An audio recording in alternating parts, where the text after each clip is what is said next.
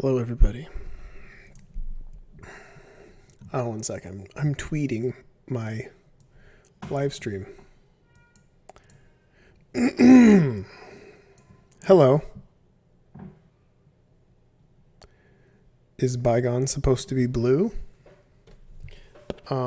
He was originally blue, and then I realized that there was visual logic that said if anything is blue, it can't be damaged by puzzle effects, or I think either one of those two things. So there was already an established visual tell that I didn't want people to assume that he was resistant to, so I made him pink. I think he might still be blue in the credits or something.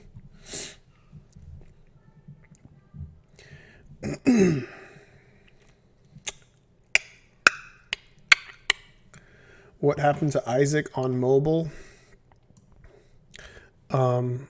I think it got taken down by...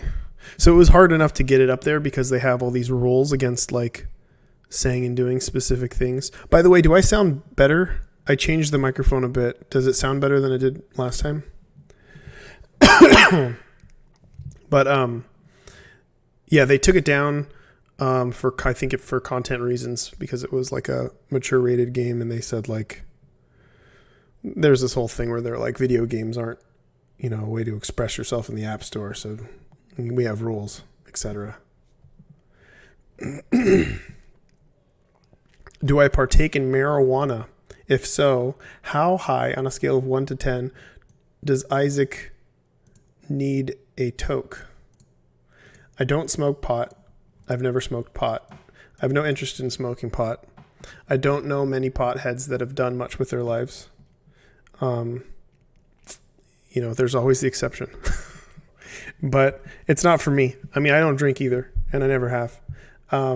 I stay away from stuff that I feel will make me less productive or get me to... I have an addictive personality, so I tend to avoid stuff that I feel may fuck with that. I like to have a firm grasp of reality at all times, so I don't do that. So yeah, it sounds good. So all I actually did was instead of using the USB port, I plugged the USB cord directly into the PC, and it seems to work. So I fixed that. I haven't showered though, and I'm wearing the same shirt, and I know someone's going to comment on that, but I'm getting closer and closer to a professional. I'm almost a professional streamer now.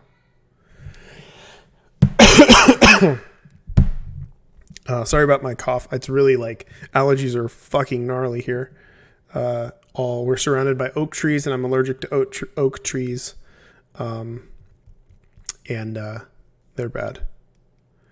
I have actually done a psychedelic once. I did mushrooms once with Danielle, and it was terrible fucking experience. And it didn't do anything positive for me. And everybody's like, oh, you should do it again. It's like, nah, thanks. For somebody who's already a super neurotic person who has panic attacks and doesn't like feeling the slightest bit not in my head, it was terrible. It was a nightmarish experience. And after I did mushrooms, my panic attacks felt exactly the same as when I was high on mushrooms for many years. It was super fucking terrible. I don't recommend doing any drugs. I don't even recommend you drinking or smoking. Even caffeine is a little iffy, and I waver on that as well. But what are you gonna? Whatever. Do whatever you're gonna do. But me and my personal life's different. Hey, Tyler's here, and everybody's just gonna ask about. You're gonna ask the guy who doesn't do drugs at all about drugs, and how high. Yeah, I can tell you, when we did do mushrooms, I did it almost purely because so many musicians and artists and comedians that I really loved, especially at the time, were really big on psychedelics. And I thought, okay, well, that's the one thing. It's not going to be addictive. I'll do it once and we'll see what happens. And I tried to draw and be creative and stuff. And I just felt kind of retarded. Everything was super funny. for quite a while, and I drew stuff and it looked the same as if I was drawing it normally, and didn't unlock anything for me. And if I'm going to recommend anything that is slightly mind altering, I would recommend meditation, Transcendental Meditation. I should be doing that more these days, but since the quarantine, it's been even harder. But I would recommend meditation. That's helpful for me anyway. For people who have difficulty with anxiety in general, I would recommend that as your drug of choice. Sitting alone quietly and saying something over and over again in your head for 20 minutes. I recommend that. How should I start at art? You start by drawing. Try to draw some stuff that you like, and draw it over and over and over again. And then you get better at it the more you do it. That's how you start. You just jump in and do it. If you're the type of person who learns better from a teacher, then you just go to take a class. But I mean, if anything, Crystal can tell you, who's in here right now. I don't think Crystal went to school. Crystal's really, really fucking good. And if I had to guess, I would guess that Crystal probably drew a ton and looked at online tutorials, if anything, and watched other people draw, and that's it. And basically that's it. Okay, yeah, Transcendental Meditation. Yes, me and Danielle took the course. It is super culty. It is expensive too. The position that we're in, I felt okay with putting money down and taking the classes, but the hoodoo that goes with it is horse shit.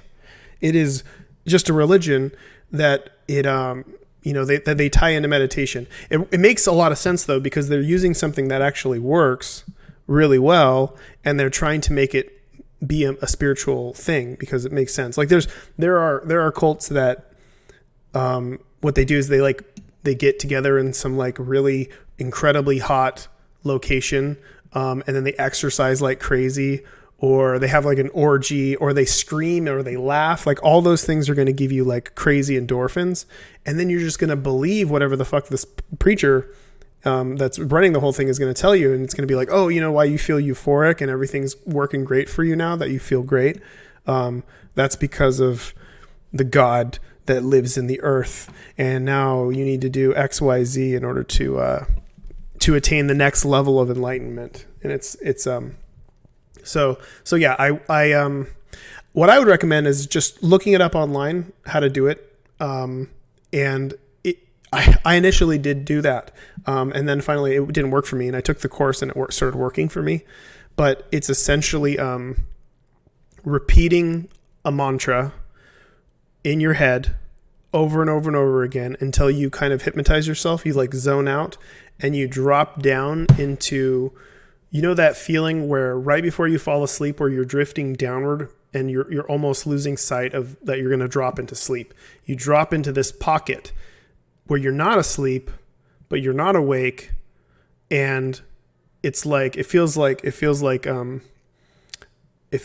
like you're up here and then you drop and then voomp, and then you're out, and then you woof, and it feels like almost breathing, like you breathe out, but then you're out for like God knows how many seconds. And then you go, come back up again, and then go down and come back up again. And then it's, you do that for 20 minutes. And it was really, really good. Like it really leveled me out anxiety wise. We had a lot of like tension around doing specific things, especially like stuff like Thanksgiving or family get-togethers or whatever else. And after 2 months of Transcendental Meditation, it just is not a thing my brain thought of anymore. It felt like flushing a toilet. It felt like you've got all this garbage in your brain that is anxiety stuff. It's like, what if I run out of food? What if one of us gets sick? What if all those panicky kind of chaos thoughts, they kind of like muddy up everything. And then when you meditate, it feels like you flush it, and all that stuff is like kind of washed away for whatever reason. and you feel a bit like, you feel a bit like you took a nap, and I'm sure there's a lot of other reasons why you feel good after doing it, but the main thing that I noticed is that my anxiety dropped tremendously. We've been doing it for about 2 years, but yeah, you probably guys, I'm focusing too much on one question about transcendental meditation, but yeah, it's something that I would recommend looking into, but it's not something I would recommend paying a shitload of money for unless you have a shitload of money. And it's not something I would recommend you buying into the hoodoo that goes along with it, because it's obviously bullshit. Their theory revolves around the ideas that we have this like collective consciousness that you're diving into when you go down, and that we all can connect through it, and all this other wackiness. I looked into mindfulness as well, but yeah, it's fine to practice that in day to day, and just breathing techniques in general are really good to practice day to day. I could probably be using a lot more of that nowadays, but yeah, like the actual technique of transcendental meditation, the mantra, the 20 minutes 2 times a day. I was never able to fully do it 2 times a day because we don't have enough time in the day to do whatever when you have a little kid. But the technique is really good, and it works. It works really well, and I would recommend it. But like I said, everything else that goes along with it is pretty hippy dippy, and it's not grounded in reality. But I do think it's helpful. Okay. Feel free to ask the questions that I've missed again, if I haven't answered them, because I've been talking about drugs and transcendental meditation. I'm not going to answer items. I'm not going to answer stuff about Isaac items and my favorite whatever else kind of stuff. I'll recommend specific things if you're looking for stuff. Like, I have a lot of favorite video games. I have a lot of favorite board games. But the board games that I enjoy the most, Magic the Gathering, if you consider that one. I really like Kingdom Death. I really like D&D. I really like party games like Time's Up, Telestrations. We have a Cards Against Humanity custom one that I think is like at least 80% custom cards that we've been playing with our friends for at least 7 years, since the beginning, I think, of Cards Against Humanity, which is focused more on creativity than random garbage. I'm not a huge fan of the majority of the cards that they put out. Usually I'll still buy new packs, and then I'll just like black out, because it's like, it'll be something like a tiny wart with a penis coming out of it that shoots cum on a sweat sock, and your mom eats it, and that's funny. And then I'll black out all that stuff, and I'll just say a tiny wart, because that's funny. And then I'll make cards that always have 2 spots on them, or 3 or 4. And then people will draw 15 cards. And our custom Cards Against Humanity cube is huge. So you can draw as many cards as you want, and then just fucking have fun and be funny. And it works really well. You get a lot of really like abstract and mind-bendingly funny stuff. Some of the best Cards Against Humanity. There's been some fun times that have been had. Only one person here can attest to that, if he is still here, and that's Tyler. Back me up, Tyler. It's good. I haven't listened to Death Grips. I listened to one song, and then some people recommended it in here, and I have not listened to more of that. I haven't done much of anything else. Have I seen a therapist? I've seen a therapist almost my whole life. I've been seeing different therapists, and one therapist in particular, since I was 13 or 14. I started to get really, really, really bad panic attacks where I was super agoraphobic, and I didn't leave the house. I've been seeing her, and then she became kind of almost our marriage counselor, or at least a family therapist. And we still see her, or at least we would if we could now. But we can do phone call therapy sessions and stuff like that. But yeah, no, I had a super rough childhood, as you probably could assume from Isaac and all my other stuff. And it's important to talk to somebody if you have problems. And boy, do I have problems. And Danielle has problems too. We both kind of grew up in a very similar environment, which usually revolves around being poor. And if you're poor, bad shit happens and bad people do bad things to you and to the people around you. So yeah, it's helpful to work through that sort of stuff. And I try to be as proactive as possible with just about everything in my life, because I do not want to be a total loon who doesn't ever leave the house. Well, now I'm kind of stuck here, but who never goes and does anything and is punishing his family. It's like, I don't want to be a detriment to everyone around me because I'm a total crazy person. I'm okay with being kind of crazy. I can deal with that, but I don't like being uncomfortable. So I do what I can to make sure I'm not. And what do I think about Bitcoin? I don't know anything about Bitcoin. I don't care. Tyler's explained to me what Bitcoin is, and I have no interest in it.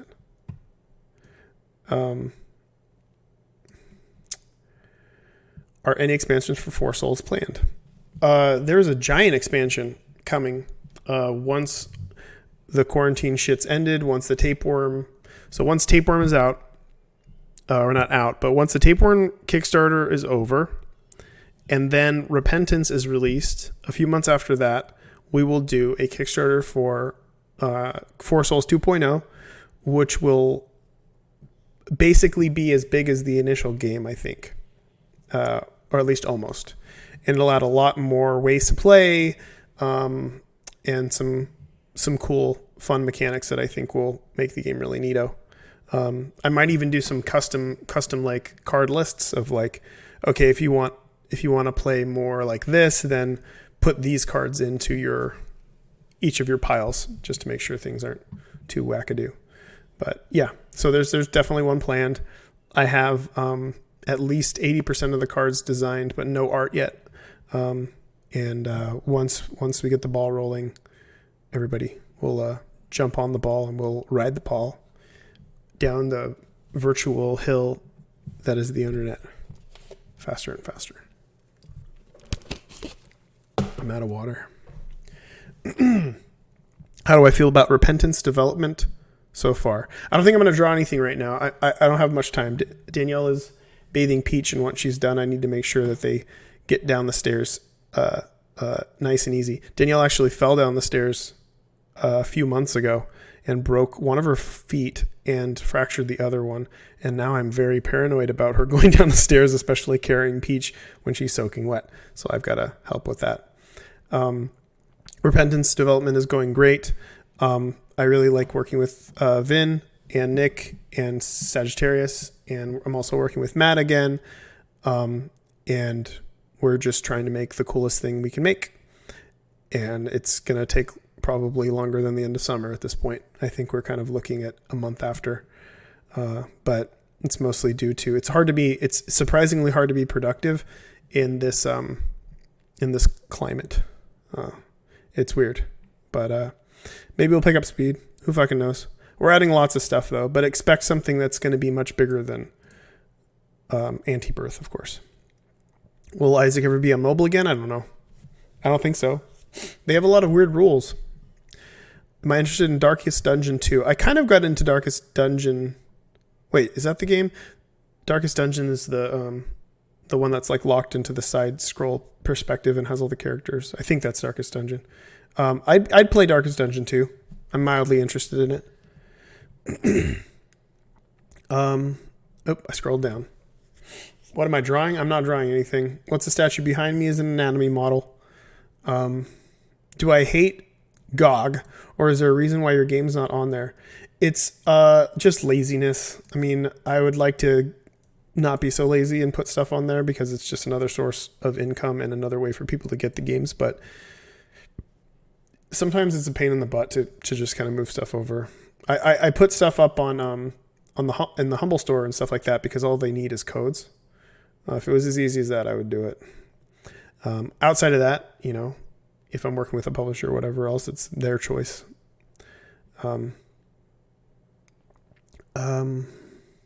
I excited for the government stimulus checks? I don't think I'm getting anything from that. I don't know though. I don't really even know. I'm excited that other people were getting some amount of money. It's really rough seeing so many people struggling at this point and not having work and not having income. And I feel bad for so many, especially like game stores and stuff. Like I've heard from a few people where it's like they're not sure if they're going to come back to a job after this because they might not make enough money to keep going.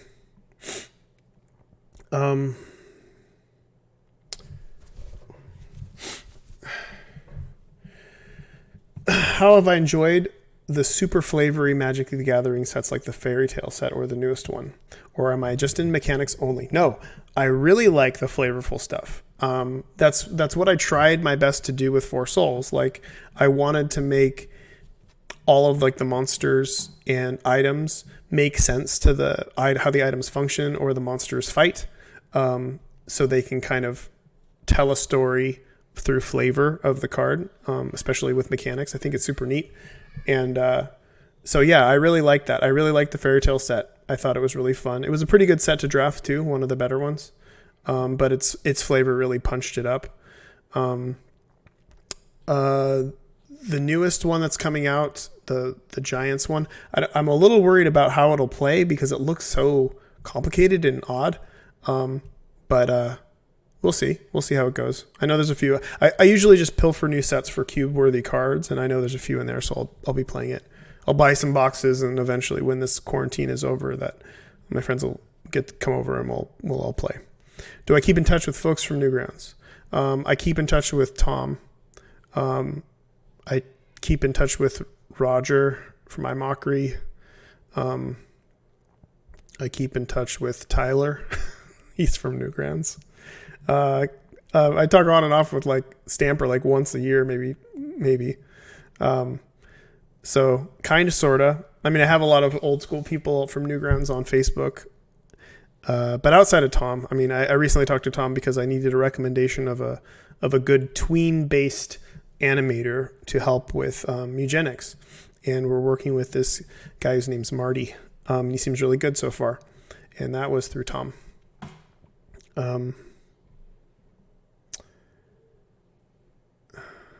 Okay. Did I like Dark Souls? I didn't. But I can understand why people really like it, for sure. Dark Souls, I played Dark Souls 2, maybe? I can't remember what it was. And I got to a point where I didn't like how long it took for me to get to the boss fight to learn the boss. I'm sure they improved on stuff as they went, but that would be my only real gripe. I like the difficulty aspect of it. It was very satisfying to do stuff that was difficult. But some of it felt the walk to fight the boss that I don't know how that boss works yet felt a little too crushing. That I think I quit at that point in time. But I totally get why people like it.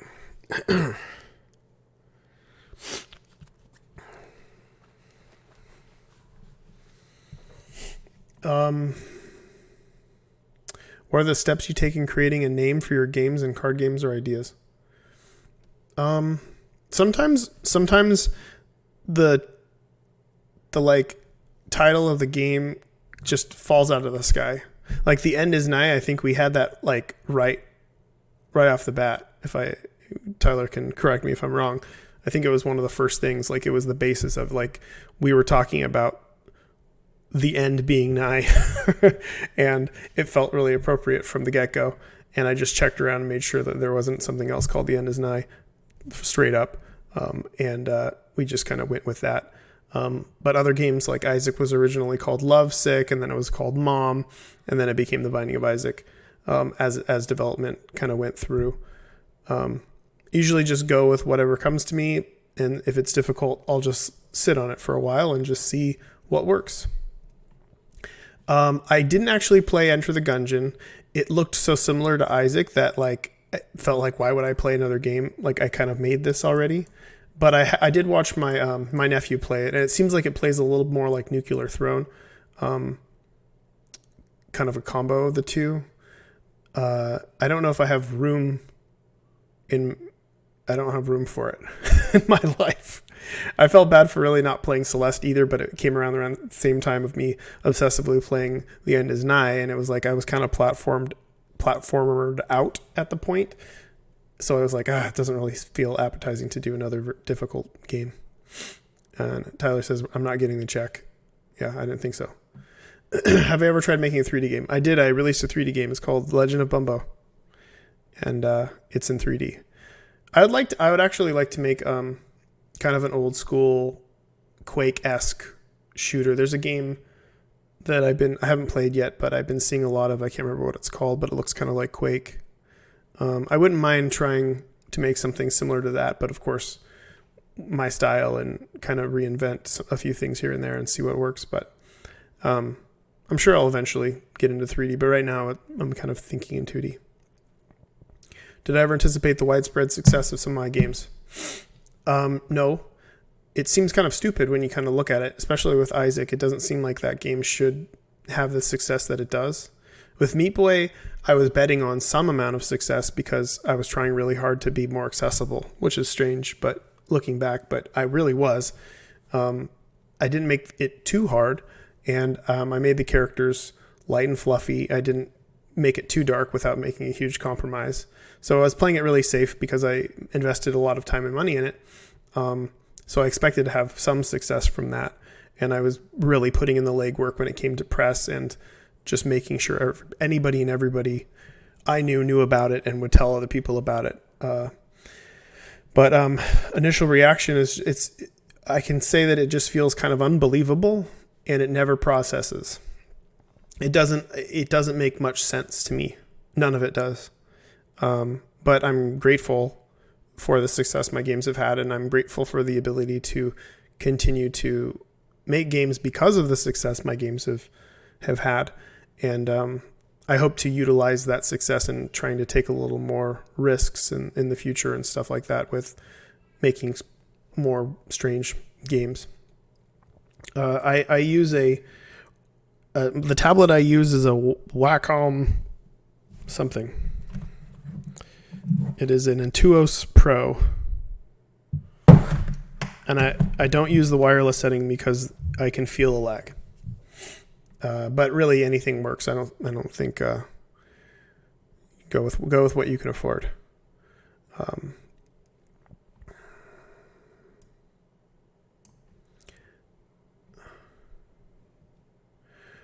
Is repentance going to be delayed due to COVID? There's a high probability. Things have slowed. The past month has gone a lot slower than expected, and it will definitely probably delay us by a month when we were already thinking end of summer. But I mean, we'll get through this together. Just know that we are building towards something that is bigger than. This will by far be the biggest DLC. It almost feels as big as the initial game, Rebirth. It's big. It's there's a lot of late game stuff in that I'm sure lots of people won't see. But I think you guys will be really happy with it regardless, and I want to make sure that you will be happy with it, and I know Vin feels the same way. So we're going to put in the time to make sure it's good. Do you have any tips on... Do you have some tips to live cheap at this quarantine time? What the fuck? You're breaking my dyslexic brain. Do you have some tips to live cheap at this quarantine time? That's definitely... So you guys may be reading this correctly, but this doesn't make any sense to me. And yeah, sure. To live cheap. Oh my God. Do you have any tips to live cheap in this quarantine time? Well, you got a very, okay. Live cheap. Tips to live cheap. Yeah, eat top ramen and hot dogs. That's what I used to do. eat top ramen and hot dogs, and save your money. And that's basically all you can really do. Ask people for favors. Ask people for work if you need to work. And live fucking cheap. God, I can't believe I read that the way I did. Woof. Okay. I didn't make Super Meat Boy too hard. That game's not that hard. Play the end as 9. Tell me how hard it is. Talking about Bumbo, when should we expect another update for it? I had an update in place for December for Christmas, and the goal was to do that. But James has been having a rough time since release. Like, he kind of hit this really low pocket right before release, and then release kind of just dropped him like a rock. And we tried to do as many updates as possible, and I think he's a little broken right now. And he's been talking about coming back and continuing on, but I'm a little worried that if it happens at all, it won't happen for a while. But I've been talking to different publishers, and I think I've nailed down what I want to do. And once I'm working with a publisher, the basic agreement that I want with them is that they'll do a console port, and they'll let me retain everything for the PC version of the game, and then they'll give me the ported build for PC with all the updates that I had on my list that James was going to do. So basically, someone will come in and fix the game up eventually, and add a few bits and pieces that I wanted to add, which was one of them was a new character. Do you feel as an inspiration for people? Do you feel as an inspiration to people? Do I feel like an inspiration to people? How do I... I mean, it'd be nice if I inspired weirdo artists like myself. I mean, that's kind of why I put myself out there, is because I know that there are kids and adults and whoever else that can identify with me, and maybe seeing me have some success will push them to create something that I would really like to play. And, that's kind of the real reason why I put myself out there socially like this and stuff, and why I answer questions, because growing up, I had, I guess you could call him a mentor. I had a guy come to my school. He was an independent artist. His name is Clay Butler. And he was like a guest speaker. And he showed the class that he does animations, he did TV shows on public access, and he did comics. And I did comics at the time too. And he came in and showed us stuff, and he even had one of his animations in the Sick and Twisted Festival of Animation, which toured California. I don't know if it went outside of California, but and I was just in awe of how cool this guy was, and the idea of somebody being able to live off of their work and have so many cool projects like that, that's all I wanted to be. And I remember staying after and talking to him all through lunch, and unbeknownst to me, I guess one of my teachers, I was considered a high risk kid, which could mean a lot of things, but it can mean, overall, knowing my home life, knowing my situation, knowing that I was poor, they put me as high risk for lots of things. You could say suicide, drug use, gang related things, or just being a delinquent. And one of the teachers saw the connection that we had and asked him, and he never told me this until fucking 15 years later, that he should reach out to me and ask me about my comics. So I didn't know that, but he did. And he reached out and he's like, "Hey, I heard you made comics and I'd love to see them. Maybe I could come by your house and I could look at your stuff and I can give you some pointers and whatever else." And I was just like, "Oh my God, this is the fucking coolest thing ever." And I was a freshman in high school then. He came over to my house and he read one of the comics that I had made, and he gave me a few pointers and like different drawing tips and just general whatever stuff. And it just gave me such a boost. I felt like I had an idea of what I could become, and it seemed like I would be really happy if I was just like this guy and I could just make my own stuff. So it kind of pushed me in that direction. And later in life, after I'd graduated high school and stuff, I eventually became like a cameraman for one of his shows. He had a public access show, and I became a cameraman for that. And then I became a cameraman for a few other shows in public access. And I never did a show myself, but I always wanted to. And I just started making more comics and making more contacts and kind of getting my name as much as I could out there. And much later in life, when I decided that I was going to do contract work art-wise for a living, I reached out to him for any kind of pointers, because that's how he also stayed afloat. He did lots of contract work with his illustration stuff to fund the ability to make comics and make his own shows and whatever else. And he kind of showed me the way with that too. It was just like, okay, make sure you get this money, a little bit of money up front so you don't get fucked over. Here's the rates you can go with when you're starting out. And when he had overflow, he would actually throw me a bone and be like, I don't have enough time for this guy, or this guy doesn't have a big enough budget for me to do it. Maybe you'd be interested in doing it. And I'd pick up his breadcrumbs, his scraps basically. And I was super grateful for that. And if at the very least, I'd love to be able to hope that some of the things that I may say or do could help somebody out there artistically or career-wise or anything. Just push them in the right direction, or at least make them feel like they have options in the future. Because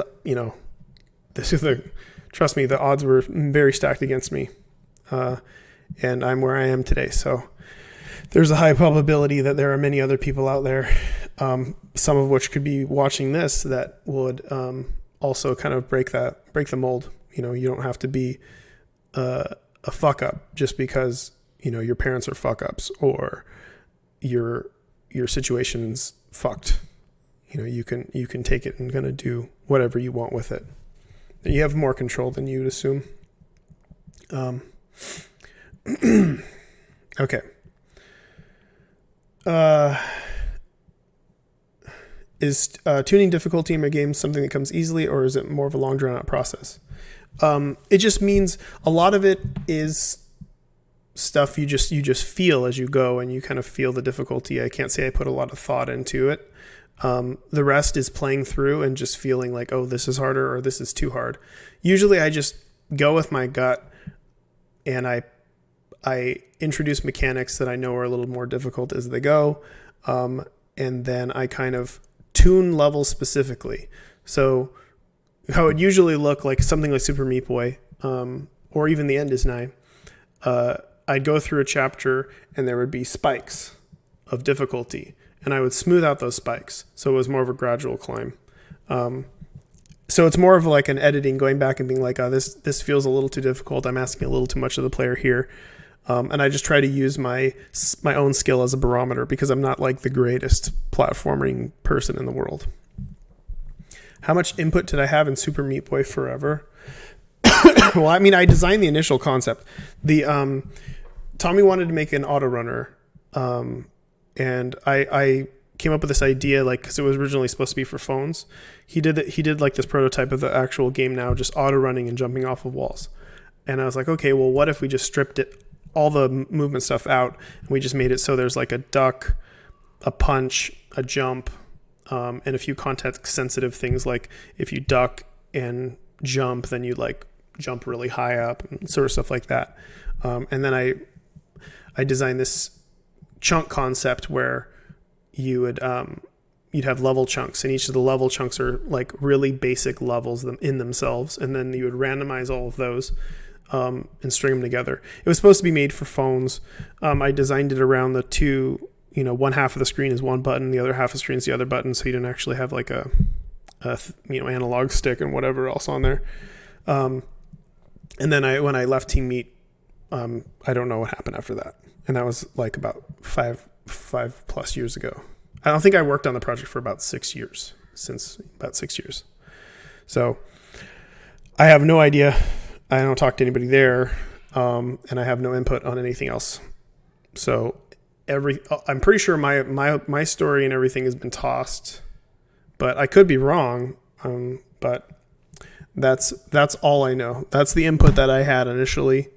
The controls feel pretty great, or at least they did when before I left. I don't know what they're doing with it, but I know they hired a bunch of people who are very kind of accomplished animators and stuff. So I assume it'll have a lot of like cutscene fluff and pretty pictures. Okay.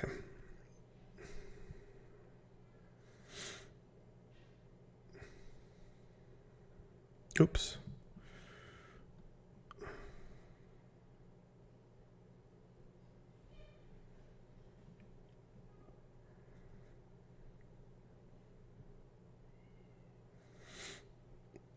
Oh yeah, Tyler brought up the fact that there was a tracker where people like where it would track where people died more, and we use that to fix up some of the harder levels. What's next for Isaac is Repentance, which will be out this year.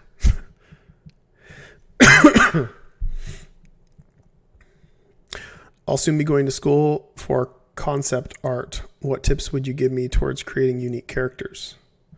The best way to create unique anything is to look at yourself and figure out what makes you unique. A lot of people have things that they like, things that they dislike. I mean, a good example would be like Quentin Tarantino. He has a very specific lust for old school grindhouse exploitation stuff. He also likes feet. There's also dialogue stuff that he really likes. The things that make the movies that he makes him. It's just his personality that you're seeing. All you're doing is you're seeing the things that he likes. He's showcasing stuff that he liked from the past. He's showcasing the way he speaks. He's showcasing the things that he likes, like fetishy wise even. And if you're able to find your voice in the same way and pick yourself apart, it's important to be a fully developed human being who's honest about their shortcomings and the things that they like and, you know, the preoccupations that they have. It makes you a better artist overall to find out who you are and what makes you unique in the world. And every good artist, every good filmmaker, every good musician, every good game designer puts a piece of themselves, if not all of themselves, into the things that they're saying and doing. So as an artist, it's important for you to know who you are and showcase who you are through the things that you create. Just be honest with yourself and talk about yourself because you are a very unique person. There's only one of you. So that's going to come off as unique to everybody else. So the things that I draw, the things that I enjoy, I genuinely really like those things. I like soft, weird, gross, decaying things. You know, I all that stuff has always been interesting to me since I was a kid. And a lot of the movies and music and comics and stuff that inspired me all bleed through into the things that I talk about or the things that I draw. And I just allow myself to be myself with my art, and I don't ever try to just make something like something else. And I feel like if you do that, you can't help but make good art and make people show people who you are. My favorite game you made is The End Is Nigh. Any plans to expand that universe, or is it a one and done project? The End Is Nigh is one of my favorite games that I've made, if not the favorite. I was just talking to Tyler about it now. I'm playing through The End Is Nigh. It's been, for the past couple of days, I've been playing through it through quarantine, trying to basically 100% it outside of the Iron Man runs for the carts. Plans to expand it. I don't see any way to expand it. It's pretty much one and done. And I would love to do something with the engine, but I know that Tyler would have to port it to the new engine. I'd love to do some sort of weird platformer project at some point, but we're working on Eugenics right now, and that's the thing we're going to focus on until it's finished. But I'm glad you enjoyed it. What was the idea for the dead characters in Isaac, like the Forgotten Keeper and the Lost? I wanted there to be characters that were stages of decay of Isaac. So the first one, you've got Isaac, and then you've got the blue baby, which is him just suffocated. And then you've got the Keeper, which is more of like a husk, like a mummified version of him.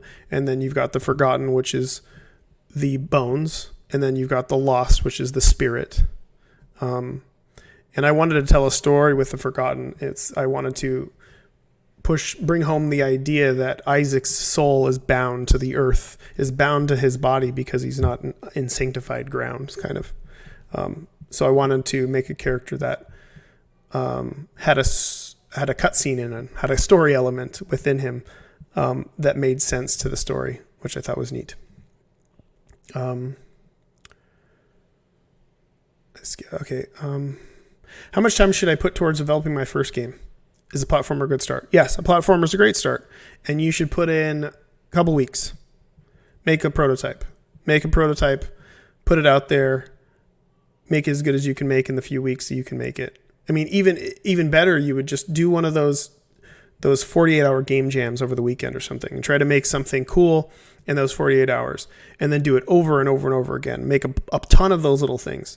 You'll learn so much from making little prototypes. And not only that, you'll also find elements of those prototypes that are very unique that you could put together and make a more fleshed out game once you're ready. So make a bunch of little games first. And then once you'll know when you feel like you're good to go. And just go with it. I have to go. Danielle's taking Peach out. I will